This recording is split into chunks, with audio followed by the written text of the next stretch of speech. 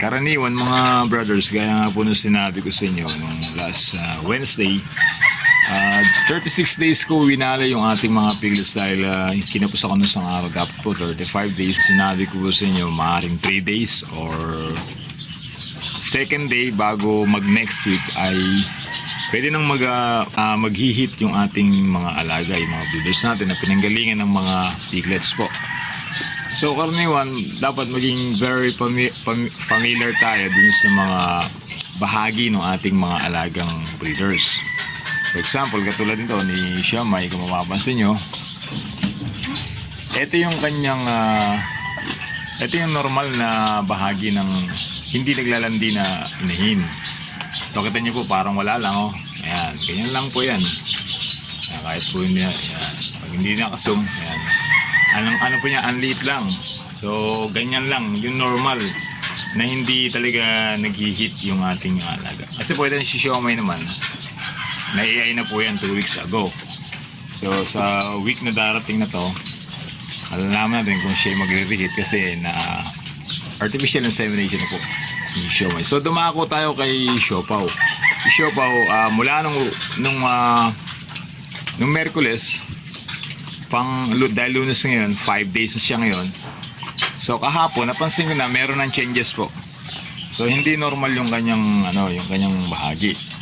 So yun ang aking ikinukwento po sa inyo nakakaraan. Kailangan mapagbantay tayo. Binabantayan natin yung sistema ng ating mga alagang breeders kasi during walay ang kasunod niyan talagang mag-hit yung ating mga breeders. Lalo na po mas mabilis yung kanyang pag-hit pagka hindi nahulog yung katawan ng ating mga breeders. Yung bang hindi siya napabayaan, hindi namahit dahil sa pagdede ng kanyang mga anak. So nasusustenahan natin ang mga pagkain talaga. So hindi mahuhulog. Katulad ni Siopaw, hindi nahulog yung kanyang katawan. Maganda pa rin yung build ng kanyang katawan. So mabilis siyang nag-hit. 5 days ngayon, sa tingin ko ay nasa 2 araw na siya. So kasi kahapon napansin ko na iba na yung sukat ng kanyang hindi na normal yung sukat ng kanyang bahagi. Katulad ng pinakita ko po doon sa bahagi ni Siomay. So ngayon, ipapakita ko po sa inyo yung pinaka-changes niyan na dapat ay talagang bantayan natin kasi po kung kahapon na yan, pwede ngayon ay pangalawang kahapon. Isang araw ngayon, tapos bukas pangalawa. Sa Wednesday ay saktong 7 araw. Pangatlong araw siya sa Wednesday. So ayaw gumalaw itong si Siopaw kaya hindi natin makita po. Antayin po natin ng konti. Siguro lagyan natin ng konting pagkain. Kumain na kasi sila eh. Lagyan natin ng konting pagkain para umusad yung katawan ni Siopaw doon sa bandang unahan. So hindi na siya normal na katulad nung kay Siomay. So malaki na siya ngayon.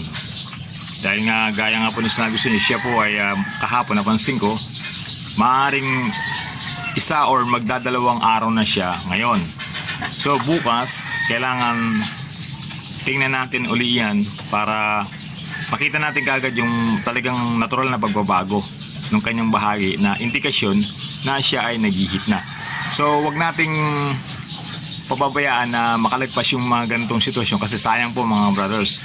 Kung sakaling makalipas itong mga ganito, bibilang na naman tayo ng 21 days para po hintayin natin na mag-hit yung ating mga alaga. So ganitong pagkakataon, ito po, may pagbabago na. So bantayan natin yan. So kung mapansin nyo, ito yung size ng bahagi ni Siopaw. Kukumpara natin yan dito sa size ng bahagi ni Siomay na hindi naman nag-hit. Tingnan nyo po, ang laki po ng diferensya dito po mga brothers. So ayan yung normal. At ito naman yung hindi normal. Tingnan nyo po. Okay? So sa dalawang inahin ko na to, si Siomay medyo nagtagal yung kanyang pag-hit kasi nga po pinarecover ko pa yung kanyang katawan dahil nahulog po talaga yung kanyang katawan dahil dun sa ang tagal na nawalay ng kanyang mga piglets. So dahil siyempre habang lumalaki yung mga piglets, malakas dumede. So laglag talaga yung katawan nitong ating alangan si Siomay. So ito naman si Siopaw, hindi natin napabayaan. So maganda yung build ng kanyang katawan. So yun lang mga brothers, antayin natin. So nasa isa or magdadalawang araw na, yan po yung count ko dyan. Maaring malapit na magdalawang araw or isang araw pa lang itong si Siopaw. Sana ma-practice natin lagi dun sa ating mga alagang breeders. Yung maging familiar tayo dun sa kanilang mga bahagi kapag nag-aalaga tayo, lalo na po yung mga inahin natin. Doon po yan, doon natin madidetect yung kanilang pag-hit.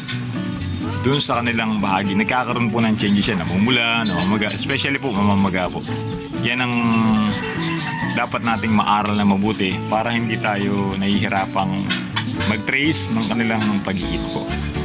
So yun lang mga kabrothers, maraming salamat po sa inyo at magandang umaga po. I-subscribe niyo po yung ating channel, My Brothers Not The Pig. Marami po tayong pag-uusapan sa ating mga pag-aalaga ng mga hayop, especially po sa mga baboy po natin.